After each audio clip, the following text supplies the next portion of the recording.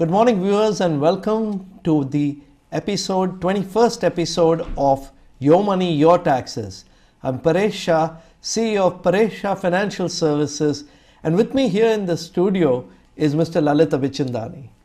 Now, we've just gone through Thanksgiving, so a happy Thanksgiving to all our viewers. But having said that, what does Thanksgiving remind us of? Thanksgiving tells us that end of year is close by. So that's what's going to be our topic today with Lalitji. We are going to try to talk about end of year planning as far as tax planning and accounting planning is concerned. Lalitji is the owner or is a CPA and is the owner of Abic CPA Associates based out of Manhattan. He has been practicing for the last 25 years. And he and his firm provide tax service and tax planning for businesses as well as individuals. In addition to the regular trading firms, he also helps healthcare industry, IT industry, hospitality and entertainment industry. He's done hundreds of offshore voluntary disclosures and streamlined procedure cases and has become an expert in foreign bank account reporting and the US-India tax treaty.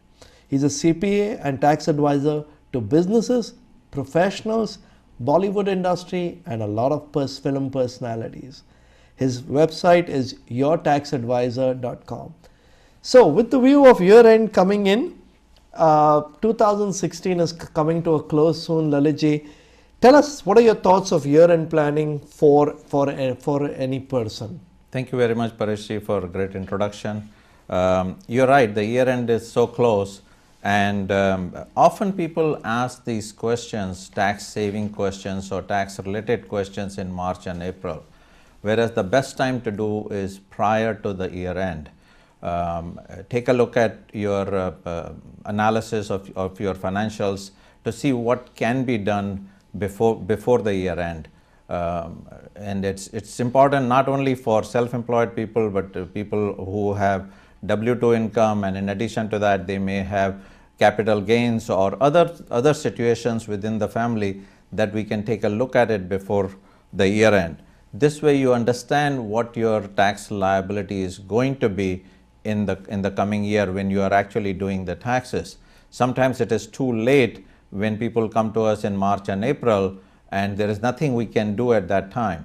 So it is best that viewers, the taxpayer, should sit down with a tax professional with the history of the income and expenses and earnings and their data to see what possibilities there are. And there are a lot of tax savings tips that we can give, which we can look at and utilize them, understand and utilize them before the year end. So with that, it is important that, especially the self-employed, it is a must. Okay, thank you, Lalitji. But I think that there's so many issues out there. It's so broad. What I'd like you to do is first tell us about the most common and important issues that a person should consider at year end.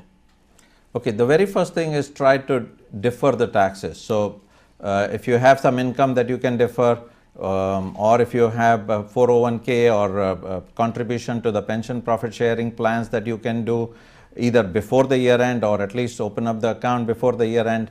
In addition to that, maximize the deductions, whether it is charitable or other deductions. Also take a look at within the family if you can take any dependent exemptions. So these are different areas that you can look into to maximize. So Lalitji, I know that you give us a few of these and you give us a surface overview of them.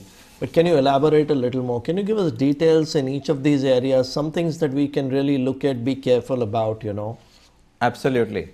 So the first one, like I said, is deferring your taxes. But you can defer it by deferring your income. So if you have that bonus coming at the end of the year, if you can push it to the next year, you can, this way you are not liable for the taxes this year. If there are any incomes that you can defer in the next year, try and do that. The next is putting money towards pension and profit sharing, 401k or simple IRA or Roth contributions. There are various different deferring mechanisms that IRS allows us that you can reduce your taxable income by that.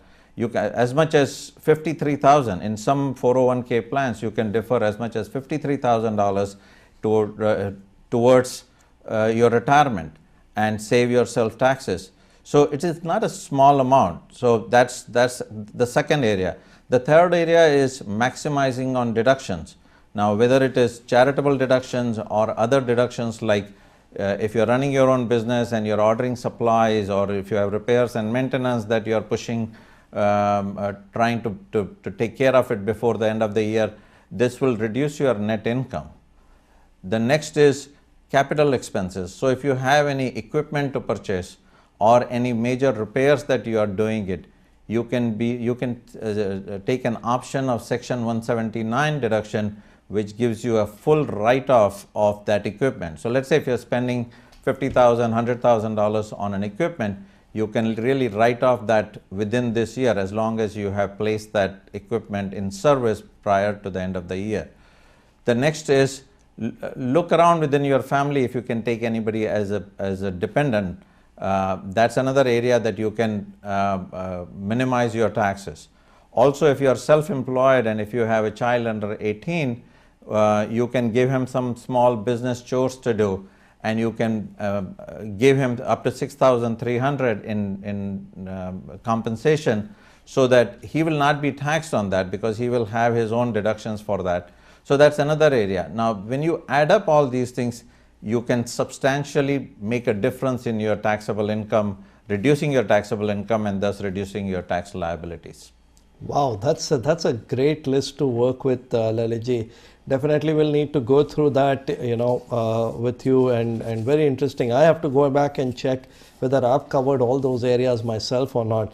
But this year the stock market's been doing well, so people will have capital gains for their investments in the market.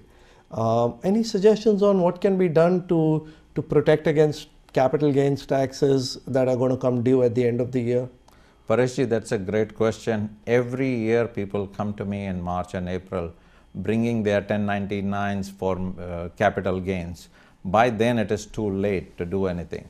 So I recommend that during the year, or especially between Thanksgiving and Christmas, they should look at their capital gains, how much investment gains they have, and try to minimize that by looking at some of the investments where they have losses, so that they can sell the positions in which they are losing money, thus offsetting their capital gain. Typically, this is called tax loss harvesting, and as long as you have done before the end of the year, you can minimize your capital gain in that area and minimize the taxation on that. So this area itself is of great importance as far as year-end tax planning is concerned. Well, and some time ago you mentioned a little about this charitable deduction. Can you go a little more details into the charitable deduction area? Charitable deduction is a huge thing. You know that this country allows a huge amount of charitable deductions in there. So when you are looking at your income for the year, and if you have done reasonably well this year, and if you're feeling generous, my recommendation would be to look at the charities that you can, charitable charities that you can donate to, especially if you have some positions where you have capital gain. So for example, if you have some stocks where the market value has substantially increased from when you invested, rather than selling that and taking the capital gain yourself, you can donate that stock or any asset that has increased the value. You can donate that stock and take a deduction of the market value of that particular stock as a charity, which is a great vehicle of reducing your taxable income that way. So charity is definitely one of the main areas that we look at and recommend during this year-end tax planning. That's pretty cool. I'm just going back to the original list where you started, and one thing you mentioned, you talked about dependence and how we can take advantage of that if we look at it carefully. Can you elaborate a little more on that, please? Absolutely, Pareshji. We are immigrants, so you know that oftentimes we bring our parents, we bring our cousins or siblings, and we end up supporting them. So you try to take the dependency exemption. Now, even if you don't have social security number or an ITIN number, this is the time to apply for the ITIN number for them and try and take deduction. Not only that, if you're single and if you're supporting somebody, you can change your tax status to head of household, which is a lot of tax savings in that area. So this area is definitely to be looked at and looked at before the end of the year, so that you can classify that yourself as either head of household, or you can take that additional dependency exemption for either parents, nephews, or brothers, sisters, or relatives who have stayed with you and you have supported them. So this is an area that everybody should be looking at to try and take advantage of that. Oh, that's cool. Let's go to business owners. If somebody is starting a new business, what would be the best thing that they can do at this time of the year? Paresh, we spoke about this a few weeks ago. As far as if somebody wants to start up a new business, my recommendation would be to start out as an LLC. Now, when you start out as an LLC, you get a blend of different types of entities, either partnership, or sole proprietorship, or even as corporations.